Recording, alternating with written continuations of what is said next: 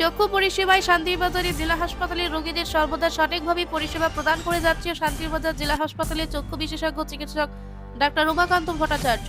এর মধ্যে চক্ষুর উন্নত চিকিৎসার জন্য যে সকল রোগীকে আগরতলায় রেফার করা হতো সেই সকল রোগীদের চিকিৎসার সুবিধার্থে আগরতলা এজিএমসির চক্ষু বিশেষজ্ঞ চিকিৎসক প্রফেসর ডাক্তার ফণী সরকারের উপস্থিতিতে এক মেগা চক্ষু শিবিরের আয়োজন করা হয়। আজকের এই শিবিরে মোট 33 জন রোগীর চোখের অপারেশন করা হয়। এই অপারেশনগুলি জটিল রোগ বলে জানান শান্তিরবাজার জেলা হাসপাতালের চক্ষু বিশেষজ্ঞ চিকিৎসক ডক্টর উমাকান্ত আচার্য। অপরদিকে শান্তিরবাজার জেলা হাসপাতালে চক্ষু অপারেশনের উন্নত পরিকাঠামো দেখে সন্তোষ প্রকাশ করেন ডক্টর ফণী সরকার। এই ধরনের চক্ষু শিবির প্রতিনিয়ত জারি থাকবে বলে জানান চিকিৎসক উমাকান্ত আচার্য। শান্তিরবাজার জেলা হাসপাতালে এই ধরনের বিনামূল্যে চিকিৎসা পরিষেবা পেয়ে ডাক্তার উমাকান্ত আচার্য ও ডাক্তার ফণী সরকারকে সকলে বিশেষ ধন্যবাদ জানান। আমরা শান্তিবাজার ডিস্ট্রিক্ট হসপিটালে একটা চক্ষু শিবির আয়োজন করছি। আমরা আজকে আমাদের মধ্যে আছেন প্রফেসর ডক্টর ফণী সরকার, এজিএমসির head of the department ophthalmology ডিপার্টমেন্টের। আজকে আমরা 33 জন পেশেন্ট রাখলাম। আজকে কেস কম, কিন্তু মেইনলি আমরা আজকে ক্রিটিক্যাল কেসগুলি ফোকাস রাখছি, যেগুলো আমরা স্যারের কাছে রেফার দিলাম বলে। তো এই রেফার রেটটি এবার মানে যাতে না হয় ওইটাই ওই উদ্দেশ্য নিয়ে।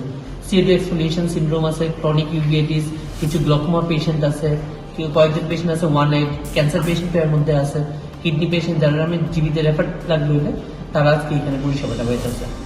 তো এখন অব্দি সব অপারেশন খুব সুন্দরভাবেই হয়েছে। স্যার থাকায় আমরা আরো বেশি উৎসাহিত। আমরা ক্রিটিক্যাল কেসগুলো নিতে পারছি। স্যার আমরা কন্টিনিউ গাইড করতেছেন যে এইসব কেস ইন ফিউচার আমরা এখানে কিভাবে আরো সুন্দরভাবে করতে পারবো। টেকনিক্স গুলো স্যার আরো ইলাবোরেট করে বলছেন।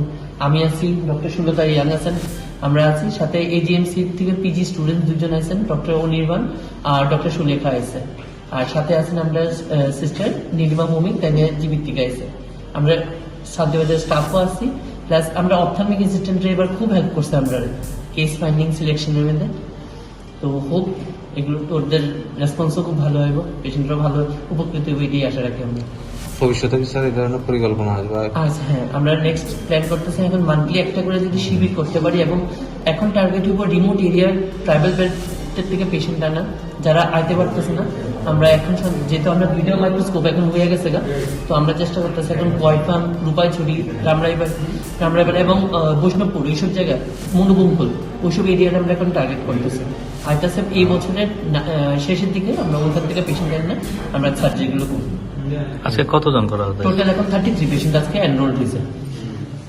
সম্পূর্ণ বিনামূল্যে এই চিকিৎসা চলছে। তো ভবিষ্যতে এখান থেকে আর আগরতলা বা অন্য ইভেন ত্রিপুরার বাইরে যাওয়ার দরকার নেই, এখন যে ধরনের ইনফ্রাস্ট্রাকচার ভবিষ্যতে আমরা চিন্তা করতেছি এখানে যে মডার্ন সার্জারি, রেফ্রাক্টিভ সার্জারি বা অন্যান্য রেটিনাল সার্জারি, এগুলো এখানে শুরু করা যাবে।